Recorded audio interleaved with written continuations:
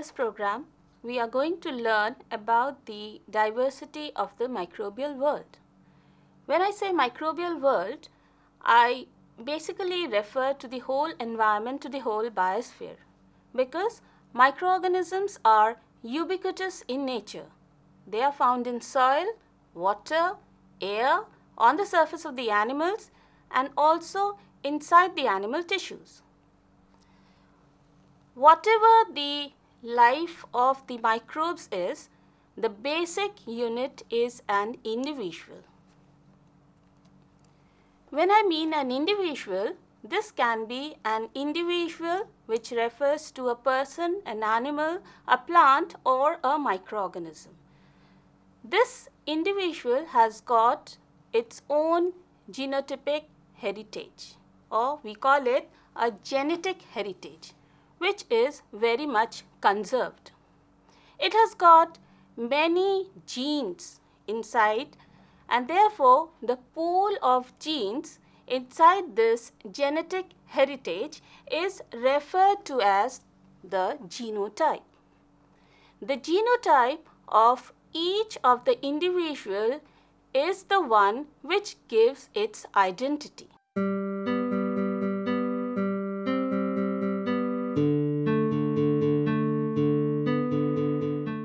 If we go to the evidences, which are actually the fossilized evidences, which are nothing but stromatolites and the sedimentary rocks, we come to know that the microbes have started its journey in this planet roundabout at 3.5 to 3.8 billion years ago. The evidences comes from the stromatolites. The stromatolites are nothing but the microbial mats which are mixed with the mineral deposits, and the dating of these stromatolites shows that they have evolved round about 3.8 billion years ago. Now, if we go to the diversity of the microbial life, we know that during the Earth's earlier stages, we had enough amount of radiation, temperature, and heat. As the higher temperature was there, during that time the microbes were there, and they were different form of microbes which are resistant to that high temperature. The geological turmoil took place later on, as a result of which the chemical composition of the environment changed. There was evolution of carbon dioxide in the Earth's environment, and therefore diverse form of microorganisms evolved during this time, which were completely different from the one which were heat resistant or which were able to take up the higher temperature during the time when the ozone layer was not there and the Earth was experiencing a high amount of radiation.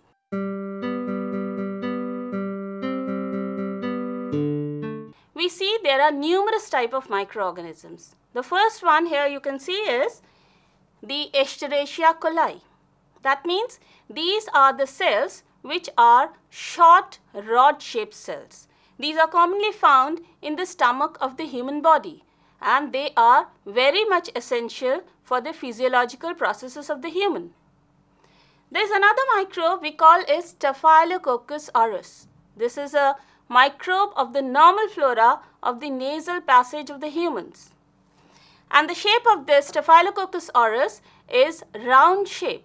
Then we have another microorganism which is called Mycoplasma, which are tubular shaped. Rather, we call them, they don't have a cell wall and they have got a very flexible shape, and therefore they can pass through the millipore membranes.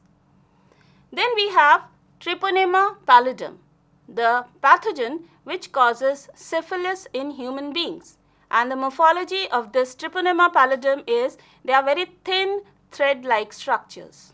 Going to another type is Streptomyces. Here the Streptomyces shows thread-like mycelial, and these organisms are very much essential for the production of vaccines, for the production of antibiotics, which are of great importance in the human world. Anabaena is another type of microorganism which shows a beaded chain-shaped structure. Function of Anabaena is it fixes up the nitrogen from the atmosphere and then contributes it into some other form to the microorganisms which are present in the soil.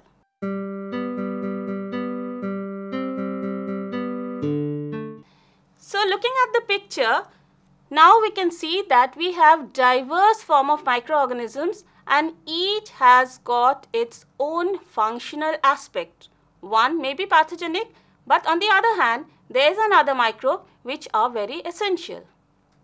So this is what we call the diversification of the microbial world. Now this biological diversity of the microorganism plays a very significant role when we consider the biosphere. The equilibrium of the biosphere is maintained with the help of these diverse form of microorganisms. On the other hand, there are many biogeochemical cycles. The biogeochemical cycles like the carbon cycle, nitrogen cycle, phosphorus cycle, all those cycles cannot be completed, or rather I would say that they would not have existed if there would not have been diverse form of microorganisms, because for these cycles to carry out in the biosphere, we need the help of microorganisms. Then we have many physical and chemical composition of the atmosphere, which is maintained by set of microorganisms only, and they are the responsible one which maintains the atmospheric level. So overexploitation of these microbes may cause a imbalance in the physical and chemical character of the atmosphere, and therefore these microbes should be studied in detail.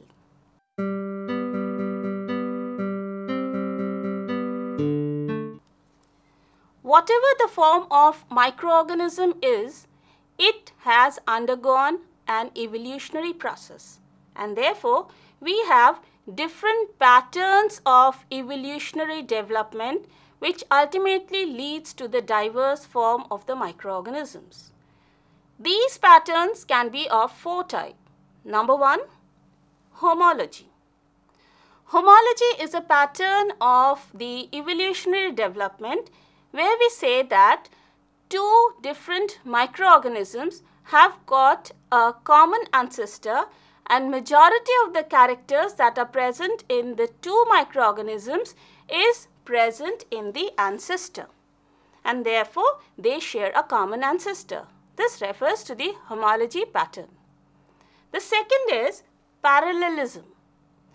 Parallelism is an evolutionary development where we say that the ancestor shows initial feature, or during the development of the microorganism there are some initial characters which are found in the ancestor, which are found in the two microorganisms which have developed from the ancestor. But later on, as the microbes come out from the ancestor, they choose two different parallel sets of pathway, and therefore this refers to the parallelism. The third type of evolutionary development is convergence. Here we say that the two microbes which are evolved or which have evolved from an ancestor is distantly related. That means the ancestor shows quite a few characters which are present in the two microorganisms, but the ancestor is very much distinctly related. It does not have majority of the characters which is present in the two microorganisms. And the fourth type of evolutionary development is called analogy. Analogy, where we say that two microorganisms have chosen two different pathways, and these pathways are completely different. They do not share any ancestor among themselves, and therefore they have evolved separately without any ancestor, and they are referred to as the analogy pattern of evolutionary development.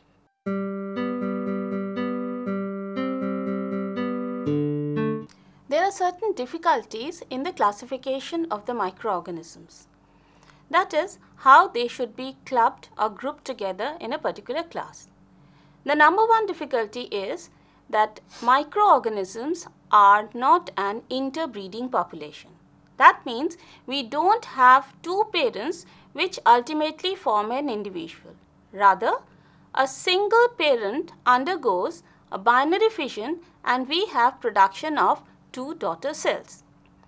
The two cells which have been produced from a single bacterial cell are free enough to undergo the divergent manner of evolution. That means they can follow the homology pathway, the parallelism or convergence. The second problem we come across for the difficulties or for the classification of the microorganism is that there is a presence of an extra chromosomal DNA which is called the plasmid. Now this extra chromosomal DNA contains many genes, and if this extra chromosomal DNA is not passed on to the daughter cells, there is rearrangement of the genes. And whenever there is a rearrangement of the genes, we have a diverse form of microorganism which is coming out from a mother bacterial cell. And therefore we say that the bacterial classification is based more on functional attributes than on structural properties.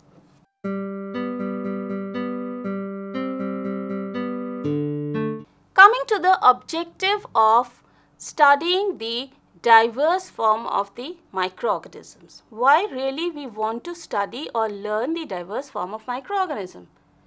Our first objective is we wish to study the causes and conditions which led to the development of the diverse form of the microorganisms which are present nowadays. From where have they evolved? Who were their ancestors? Why have they evolved? What are the environmental conditions necessary for their evolutions?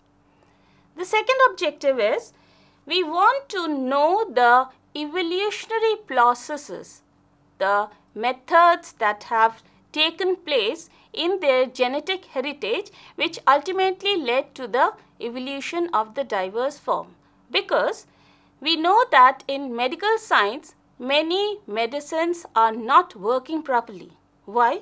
Because the diverse form of microbes are coming day to day, and therefore the therapy we have in our hand is not able to combat or kill the diverse form of microorganisms. Therefore, the pathogens are evolving, the pathogens which are threat to the human health. So it becomes necessary for us to study the diverse forms. What are the genes, the responsible virulent genes that produces a pathogen? The third objective we have in our mind while studying the diversification process is there are many microbes which are essential, which are beneficial for us. For example, I was referring to Streptomyces. There are many other bacteria which are used in the biotechnological industry for the production of vaccines, enzymes, organic acids and antibiotics. Now, if we lose the heritage, the genotypic heritage of these microorganisms, we will lose the production of such essential elements in this world. And therefore, it becomes necessary for us to study the genotype of these microorganisms, and it becomes necessary for us to conserve the genotype, to conserve such microbes which could be exploited further and which are of great use for the human world.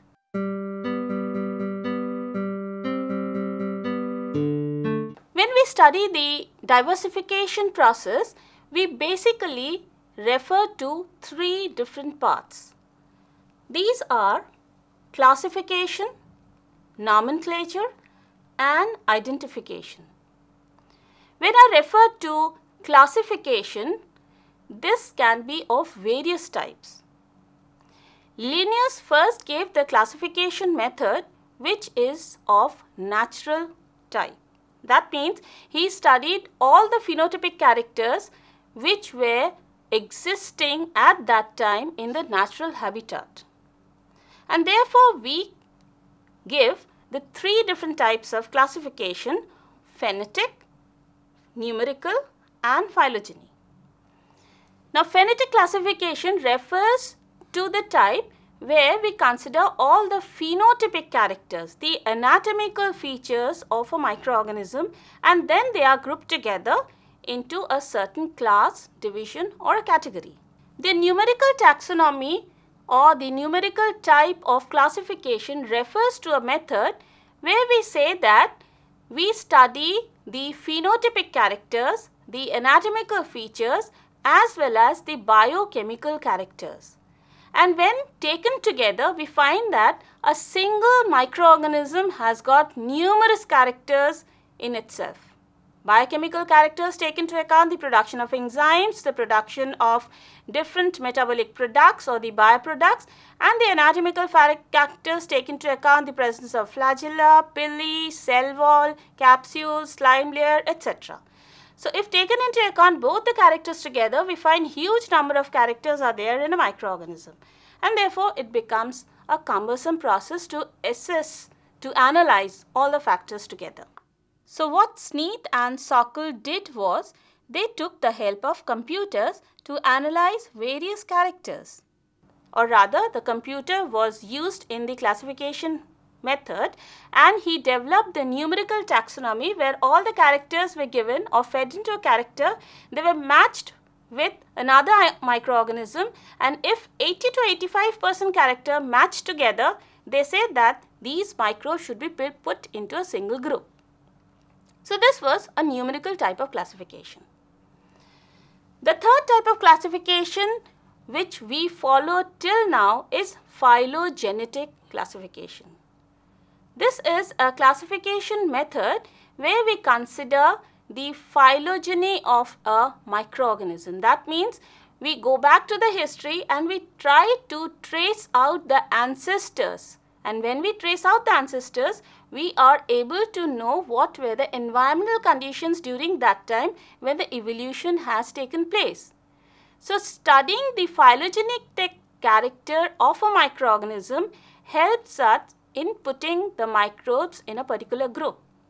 And therefore, on the other hand, we are able to know the biosphere or the environmental conditions that were existing during that time. After classification, another important portion I told you earlier is nomenclature, which refers to the process of naming a microorganism, how it should be named. And the third part is identification, how to identify a microbe. How will we come to know that it is a microorganism? It is not anything else, or whether it's a bacteria, whether it's a fungus, whether it's a slime mold. So, this process refers to the identification. But basically, in today's program, we are focused on to the classification of the bacteria.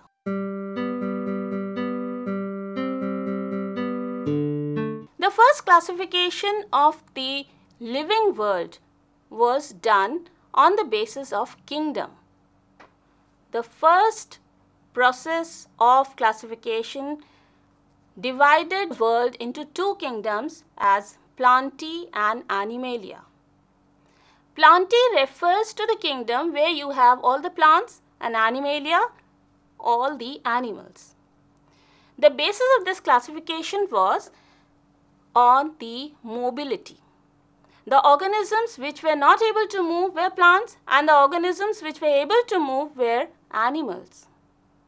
Later on, in 1866, Ernest Haeckel studied and said that no, two kingdoms are not good enough to classify whole world or the whole living world. There should be a third kingdom, and he named this third kingdom as Protista.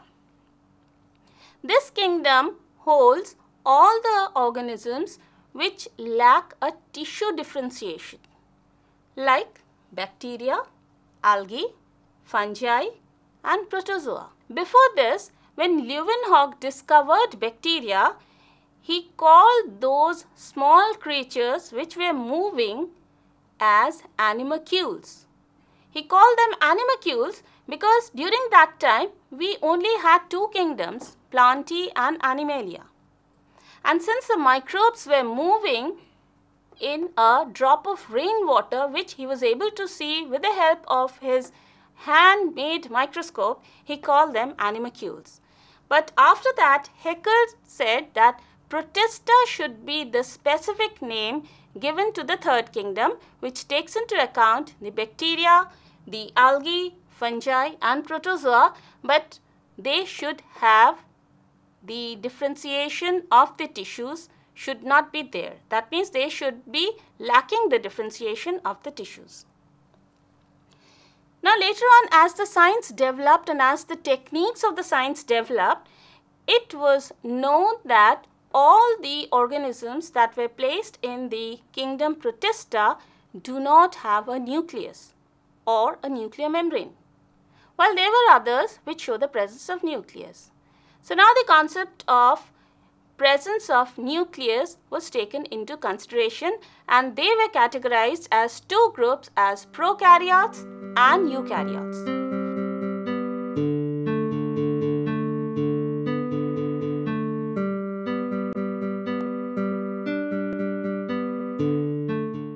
In 1969, Whittaker came and he said 3 kingdoms are not good enough to explain the whole world of living creatures, and therefore he said that these 3 kingdoms should be further elaborated into 5 kingdoms so that we could include the bacteria, so that we could include the higher groups as well.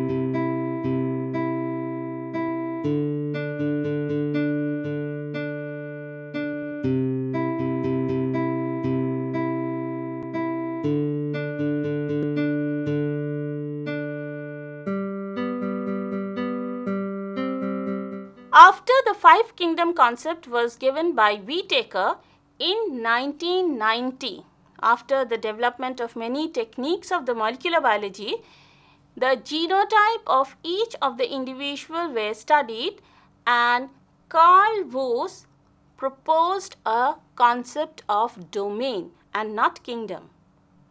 He said that there should be 3 domains for the living world. These domains were bacteria, archaea and eukarya. The main concept behind this domain system was presence of a nucleus and absence of a nucleus. The prokaryotes were given the 2 domains as bacteria and archaea, and the eukaryotes were given a single domain as eukarya.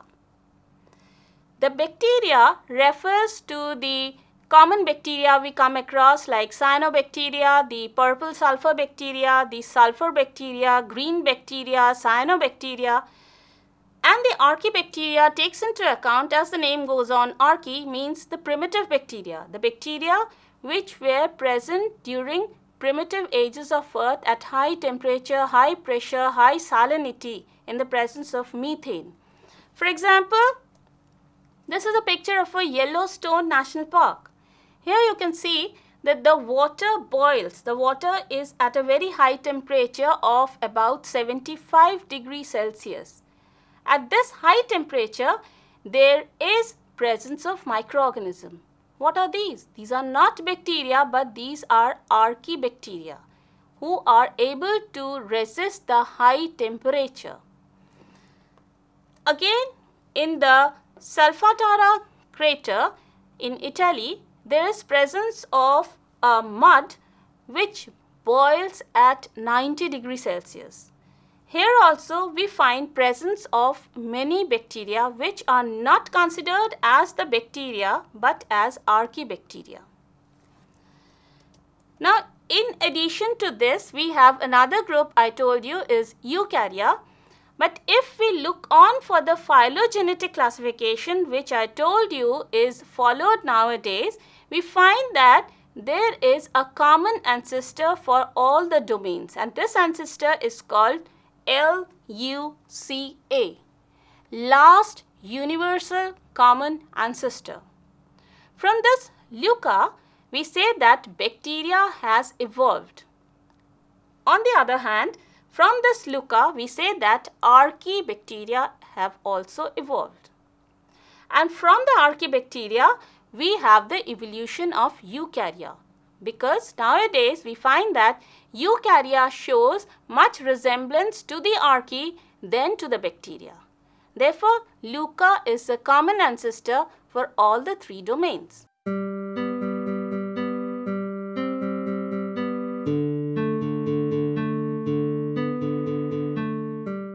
So ultimately, we say that the bacteria have been classified, put into different groups based on their characters.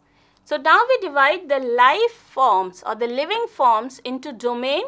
The domains are further divided into kingdoms, the kingdoms into phylum, phylum to class, then to order, family, genus and species. The ultimate group, which is called the species, is the one where we say that the bacteria shows minimum dissimilarity. That means if two bacteria are present in a single genus and they vary in a very small amount, they can be put into two different species. So this is how we say that our diversification took place with the evolution of the earth. Now the modern concept says that the microbial world does not hold only the living forms. In the microbial world, we do have some non-living forms. So what we do now is, microbial world has been classified into two types as the living world and a non-living world. The living world is divided into domain, as what Carl Woese has done, into bacteria, archaea and eukarya, while the non-living world takes into account the viruses, viroids and the prions, which are again the microorganisms. The bacteria and archaea, we all know, are the prokaryotes, and the eukaryotes have been divided into other different groups like algae, protozoa, fungus and helminths, while the algae and the protozoa are known as the protist type of organisms. So we see that if we consider the microbial world, we have diverse form of the microorganisms ranging not only in their size, but they also vary in their functional aspect. It may happen that two microorganisms are similar in their functional aspect, but if we go on for the morphology, they vary. And therefore, a main character that has been taken into consideration for their developmental stages is the genotype or the genetic heritage, which is very conserved in them. And therefore, if we study the genetic heritage, we are able to study the diverse form of the microorganisms, which is very much necessary for the development of the human life.